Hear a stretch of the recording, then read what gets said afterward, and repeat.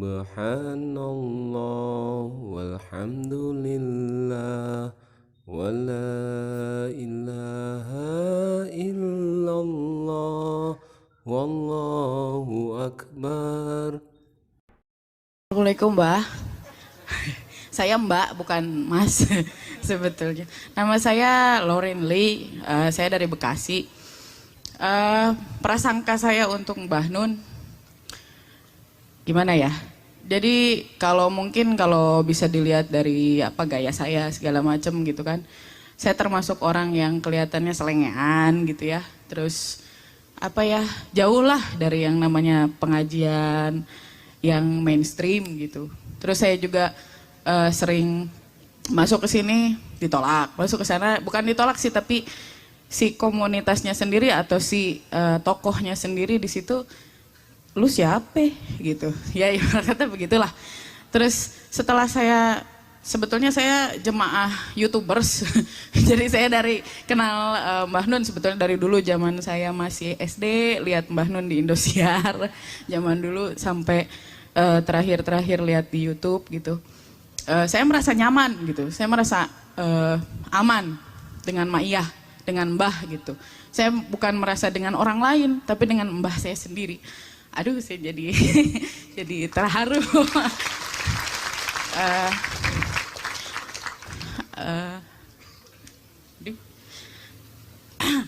Saya sendiri ini personal saya ke Mbah. Saya nggak punya seorang kakek. Saya ngeliat Mbah sebagai kakek saya sendiri gitu.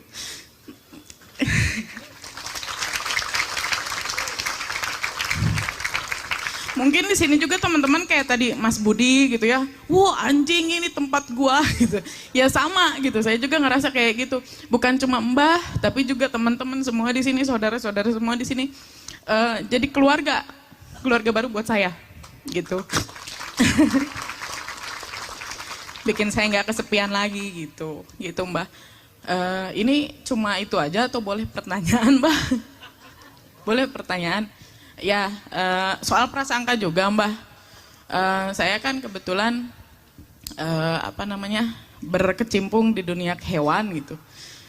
Yang paling deket perasuan atau perasuan.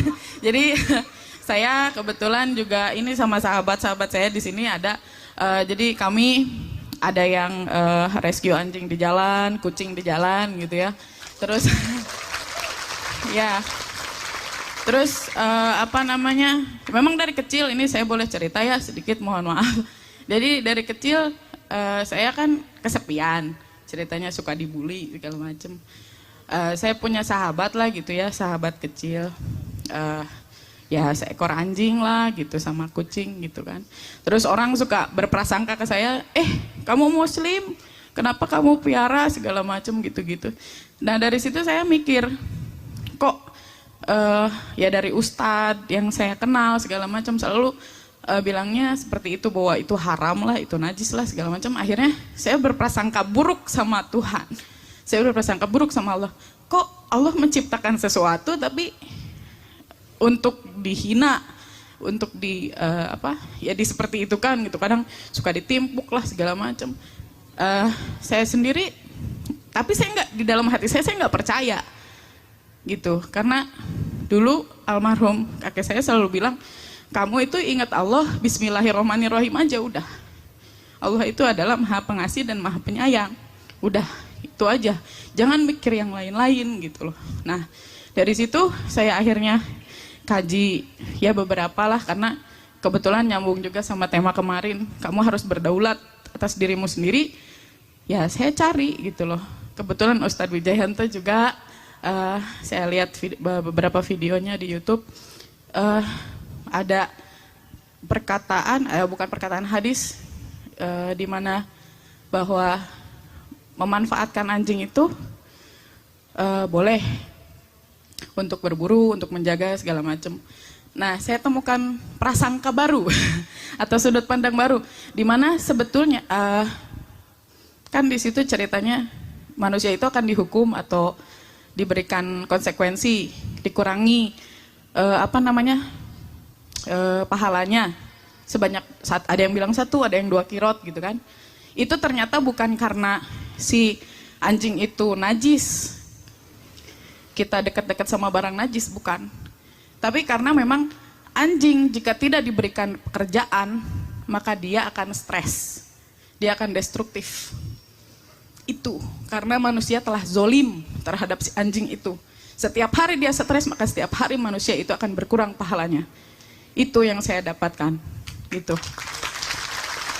Jadi mohon teman-teman di sini semua, saya yakin sih kalau masyarakat Ma'iyah pasti pada prasangka baik terhadap semua alam ya. Kan Islam itu rahmatan lil alamin, betul?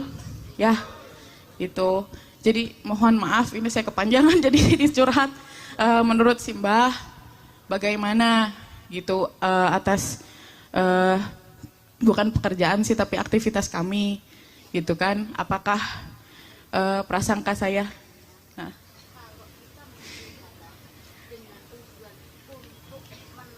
ya betul, kalau kita memelihara untuk menolong mereka yang memang kan domestik anjing dan kucing itu sudah overpopulasi lah, itu pun karena ulah kita sendiri. Apakah itu dosa gitu loh, apakah itu hal yang tidak boleh dilakukan gitu loh, itu Mbah.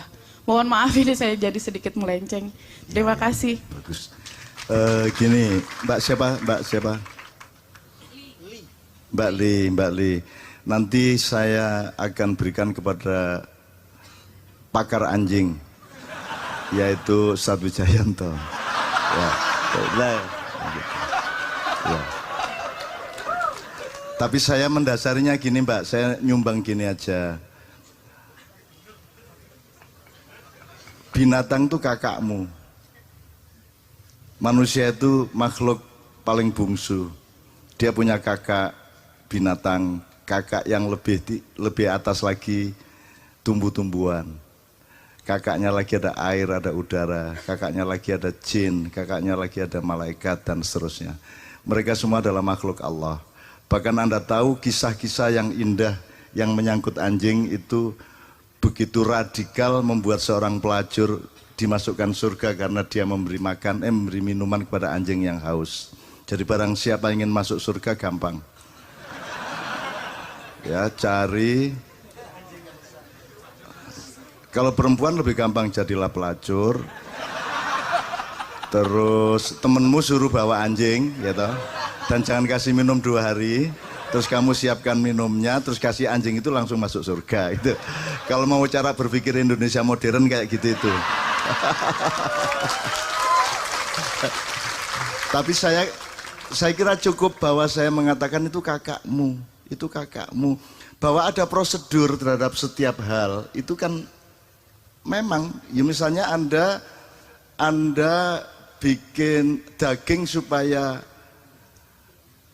apa namanya itu Mas, diapain tuh supaya lunak itu, di presto, itu kan soal prosedur, bukan ini diskriminasi, tela kok nggak di presto kalau anjing di presto, ya jangan gitu dong, ya agak anu sedikit lah, agak proporsional lah berpikirnya. Jadi bahwa kalau Anda misalnya kena liur anjing kemudian digosok dengan pasir atau debu 7 kali, itu soal prosedur biasa.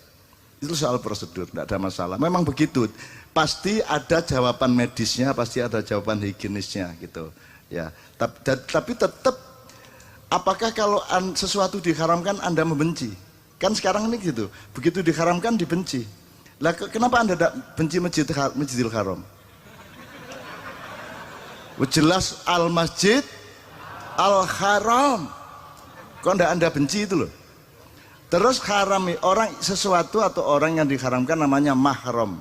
Misalnya Mbak I tidak boleh nikah sama kakaknya. Apakah Mbak I lantas benci kepada kakaknya?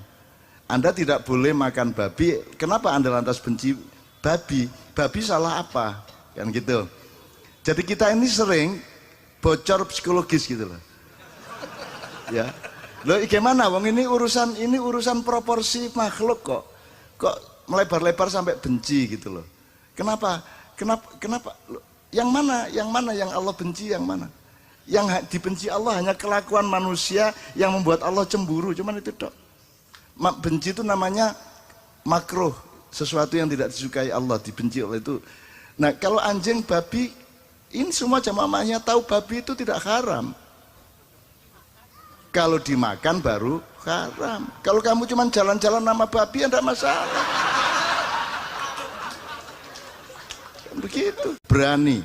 Saya ini melakukan yang tidak seperti siapapun selama hidup. Dan saya difitnah, dibenci 65 tahun terus-menerus sampai hari ini. Dan saya tidak ada masalah. Semakin kita dibenci, semakin kita punya peluang untuk mendoakan agar Allah memaafkan orang yang kita benci. Gitu. Memang harus tangguh mentalnya, harus tangguh gitu kan. Jadi tidak apa-apa, bismillah. Nanti secara hukum Ustadz Nur Somad sama Mas Wijayanto sebagai pakar anjing akan dan babi. Nah, insya Allah akan menjelaskan gitu ya Mbak ya. Jadi pokoknya kakakmu itu, pohon itu kakakmu, air kakakmu, angin kakakmu, kakak loh, bersaudara loh. Allah loh yang bikin berurutan loh ya. Visitati ayamin aja kita juga berprasangka. Kita pikir Allah bikin alam ini 6 hari terus berlangsung. Saya berprasangka lain. Allah itu membuat semuanya itu dalam 6 hari. Sekarang ini hari keempat. Sekarang ini. Kok tahu Cak? Enggak tahu, saya cuma berprasangka. Kamu enggak bisa membuktikan iya atau tidak. Kamu enggak bisa bilang iya atau tidak. Yang penting itu membuat saya menjadi lebih luas kepadamu. Saya menjadi ruang Mas di dunia ini. Tugas saya menjadi ruang, tidak menjadi perabot. Kalau perabot kan nyalek, cari kursi. Saya ruang, kan gitu. Saya selalu menjadi ruang. Dan halal haram itu kan sebenarnya soal habitat kok, soal prosedur bahwa air jangan dicampur sama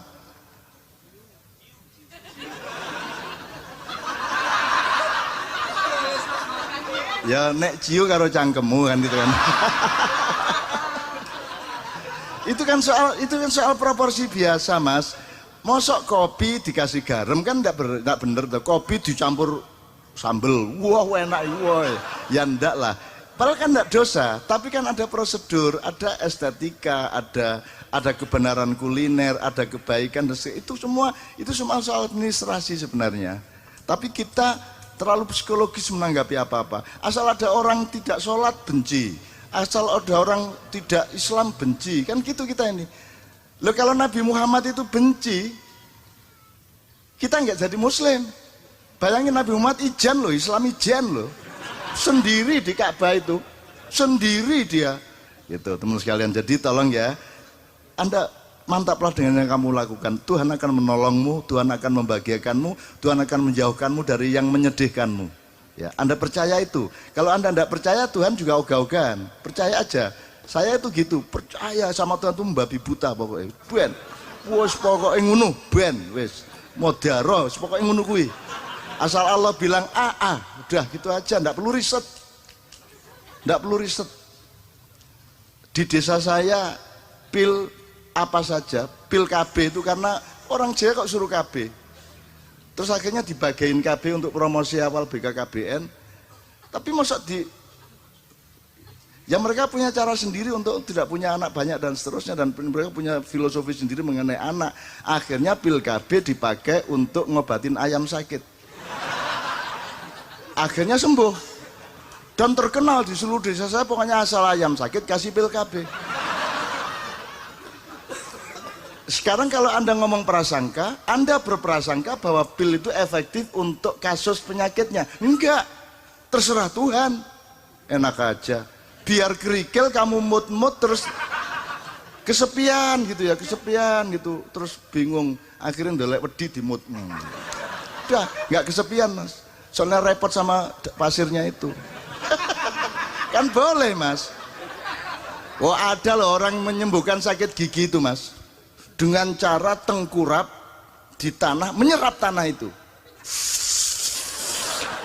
Ya hilang sakit giginya, cuman siksaan baru. Jadi hidup itu jangan repot-repot amat. Begitu banyak jalan keluar, begitu banyak ruang untuk bahagia, begitu banyak ruang untuk kuat, begitu banyak ruang untuk yakin dan Bahkan ketika orang Arab kesulitan ngartikan famatsaluhu kamatsalil kalbi in tahmil alaihi yalhas au tatrukhu yalhas. Orang tomak itu ibarat kayak anjing. Anjing itu kamu kasih makan ya tetap melet, menjulur-julurkan lidahnya, kamu ndak ya ndak. Imam Nawawi ditanya, "Ma wajhusibi?" Lalu wajah tasbihnya di mana? Beliau menjawab, "Fit tomak."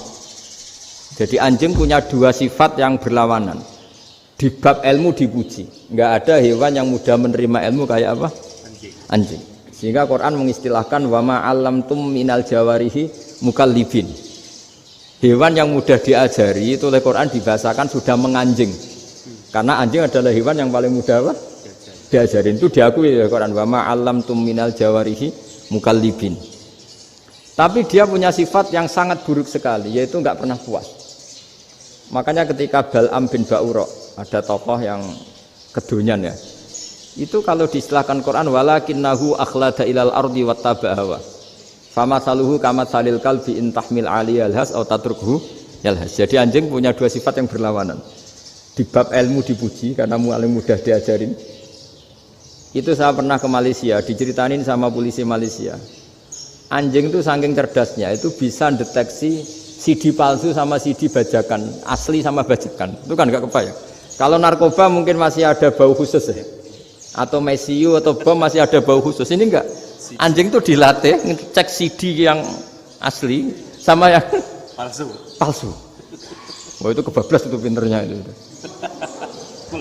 Itu harganya itu 1 miliar lebih. Paling mahal. Jadi mungkin bisa deteksi ini dosen betul apa abal-abal itu bisa. Itu kiai betul apa kiai pesanan itu mungkin bisa. Itu saya punya kitab namanya Al-Hayawanul Kubro. Itu cerita prestasi-prestasi hewan. Itu yang berkuras-kuras sampai berjilid-jilid. Itu ya cerita anjing. Tidak ada hewan sebaik anjing. Di bab itu ya, di bab sampai ya tadi. Ada anjing yang sangat loyal sama majikannya. Loyalnya Masya Allah, sopannya Masya Allah. Anjing itu mbok lama berbakti sama sampean, nggak mau tidur di ruang tidurnya sampean, dia tetap tidur di luar. Corong Jawa nggak ngelama. Suatu saat si raja ini minum, wisata minum. Pas mau minum diterjang sama anjingnya sampai tumpah. Kecewanya raja ini itu karena selama ini anjingnya sopan sekali. Sekedar ganggu di ruangannya nggak pernah, malah ini mau minum minuman yang disukai diterjang anjingnya tumpah. Marah kan anjingnya di mana? Ternyata apa? Minuman itu anjing ini tahu kalau minuman itu beracun, diracuni oleh musuhnya. Itu saking hebatnya anjing sampai ketika ngawal rajanya itu tidak sekedar ada penjahat atau maling. Bahkan trik-trik kayak minumannya diracun oleh orang lain itu anjingnya tahu. Sehingga pas mau diminum diterjang sampai terus supaya enggak keminum. Makanya Quran istilahkan anjing itu apa? Wa ma 'allamtum minal jawarihi mukallibin. Hewan piaraan yang kamu ajarin nanti sampai sepinter anjing. Makanya Ashabul Kahfi itu ketika ngajak anjing tadi, beliau tidur, anjing itu tidurnya bil wasit, wakal buhum basitun zira'aihi bil wasit. Jadi dia tidur dalam posisi siaga. Loh coba anjing itu nggak pernah sekolah, karena dia posisi menjaga tidurnya itu kayak siaga gini, bukan ngorok semadep ke atas terlentang itu enggak. Andai kan dia tidur terlentang itu kan yang mau mengganggu kan, wah asune turu itu enggak. Dia tidur posisi siaga, makanya disebut lawit tolak ta'alaihim lawalaita minhum firaron. Kalau kamu melihat anjing itu pasti lari karena dia posisi siap merekam. Jadi tidur tapi posisi siap merekam. Jadi matanya tetap terbelalak kayak siaga. Padahal itu enggak diperintah, ya dia memang punya nalar untuk itu. Ini disebut wa ma 'allamtum minal jawarihi mukallibin. Dan dalam teori modern juga gitu. Tapi dalam hukum Islam yang dianut mazhab Syafi'i itu anjing tetap najis. Ya sudah najis ya najis, tapi ada mazhab lain yang mengatakan tidak najis. Tapi tidak usah ngurmat anjing, geger nanti kalau rektor kampus punya anjing. Tapi ilmu itu bagus untuk kelangenan kadang. Andai kan tidak ada mazhab Malik, maka kita kesulitan menceritakan Ashabul Kahfi yang hewan piaraannya itu anjing. Tapi misalnya anjing disucikan, Kita juga nanti susah menjelaskan hadis Nabi, malaikat itu tidak masuk rumah yang di situ ada apa? Anjing. Maka ilmu itu, makanya kata Imam Sa'roni, sebagian ilmu itu memang kelangenan, tapi nggak boleh jadi praktek. Tapi harus ada. Misalnya begini, contoh paling gampang. Api, dalam mazhab Syafi'i kan alat pensuci hanya dua, air dan tanah. Ya, saya ulang lagi, air dan tanah, yaitu tanah untuk mensucikan najis anjing. Imam Abu Hanifah menambahkan api. Mazhab Syafi'i itu agak kesulitan ketika ada batu bata dibikin dari tanah-tanah yang bercampur kotoran. Mazhab Syafi'i akan kesulitan karena di situ ada najis yang jadi materinya bata. Hukumnya gimana kalau nanti dipakai masjid? Tapi barokahnya ada beberapa mazhab. Abu Hanifah mengatakan dan api. Jadi apa tadi, air, tanah, api. Alasannya masuk akal. Ketika usatul mukminin, orang-orang mukmin yang ahli maksiat itu sebelum masuk surga, kalau dia dosanya banyak itu dibakar dulu supaya suci. Emas itu untuk memisahkan dengan materi lain juga harus dibakar.